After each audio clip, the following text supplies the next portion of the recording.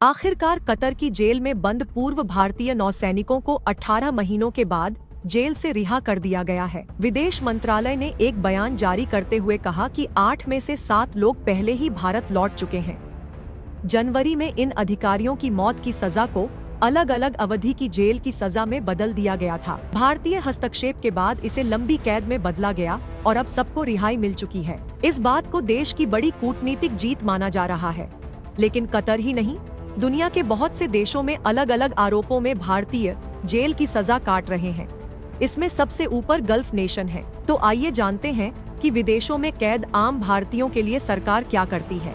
लेकिन पहले जानते हैं कि क्या है नौसैनिकों की रिहाई का पूरा मामला।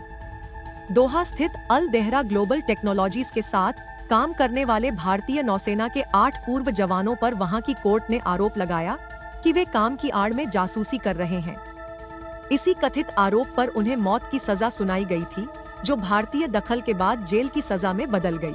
लेकिन अंदाजा लगाया जा रहा है कि ये रिहाई भारतीय प्रधानमंत्री नरेंद्र मोदी की कतर के अमीर से मुलाकात का नतीजा है।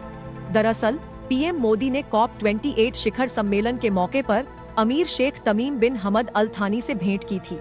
इस मुलाकात में क्या बात हुई, इस पर किसी भी देश की तरफ से कोई आधिकारिक बयान नहीं आया, लेकिन माना जा रहा है कि इस दौरान रिहाई पर भी बात हुई होगी।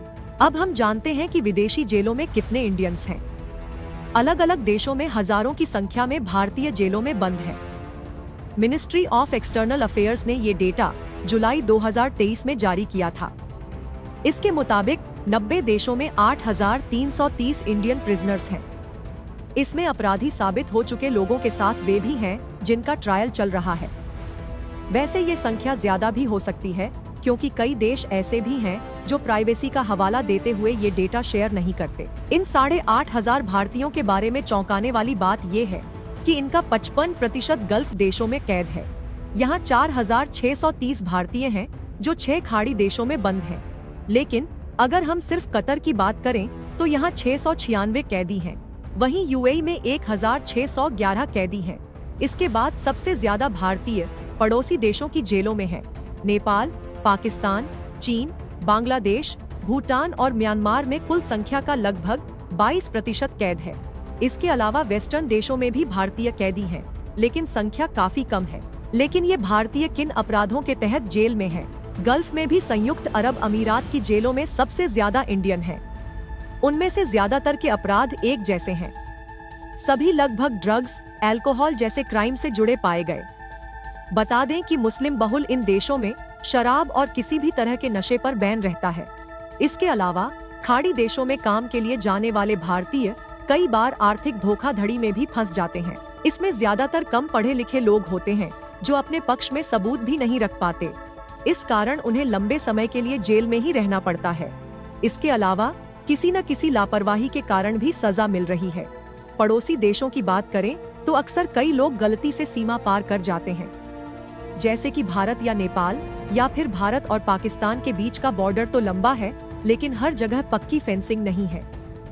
ऐसे में कई बार चरवाहे अपने पशुओं की खोज में यहाँ से वहाँ पहुँच जाते हैं और सबूतों की कमी के चलते गिरफ्तार हो जाते हैं।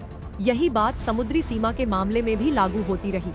अक्सर खबर आती है कि दूसरे देश की सीमा पर पहुँचने की वजह से भारतीय मछुआरों को बंदी बना लिया गया। दूसरे देश पहले इसकी जांच पड़ताल करते हैं कि कहीं वे जासूस तो नहीं हैं। फिर तसल्ली के बाद रिहाई होती है, लेकिन इसमें कई साल लग जाते हैं। अमेरिका, ब्रिटेन या यूरोपियन देशों की जेलों में कैद भारतीयों में से अधिकतर लोग वो हैं जो चुपके से वहां घुसपैठ की कोशिश करते पकड़े गए। अच्छी लाइफस्टाइल पाने के लालच में अवैध एंट्री कर रहे ऐसे लोग पकड़े जाने पर कुछ ही समय में छोड़ भी दिए जाते हैं। आइए अब जानते हैं कि ऐसे मामलों में सरकार क्या मदद करती है। अगर पूर्व नेवी अफसरों का मामला लें तो भारतीय दखल से ही उन्हें रिहाई मिल सकी। इससे पहले जब उन्हें फांसी की सजा सुनाई गई थी, तभी विदेश मंत्रालय ने साफ किया था वे इस सजा को चुनौती देंगे। ये तो हुआ हाई प्रोफाइल केस, लेकिन आम भारतीयों के मामले में भी सरकार कैसे काम करती है, ये भी जान लेते हैं। इंडियन मिशन को जैसे ही पता लगता है कि उसका कोई नागरिक विदेशी जेल में बंद कर दिया गया है, तो इसके बाद वो तुरंत ही एक्शन में आ जाती है। स्थानीय प्रशासन के जरिए उससे संपर्क किया जाता है और ये पता करते हैं कि केस असल में है क्या। इसके बाद उसके लिए वकील से लेकर जरूरी हो तो सरकार से बातचीत जैसे कदम भी लिए जाते हैं। साल 2014 से लेकर अब तक कुल 4,597 भारतीय कैदियों को या तो रिहाई मिली या उनकी सजा कम कर दी गई। ये वो आंकड़ा है जिसमें बंदियों को सरकारी मदद मिली थी।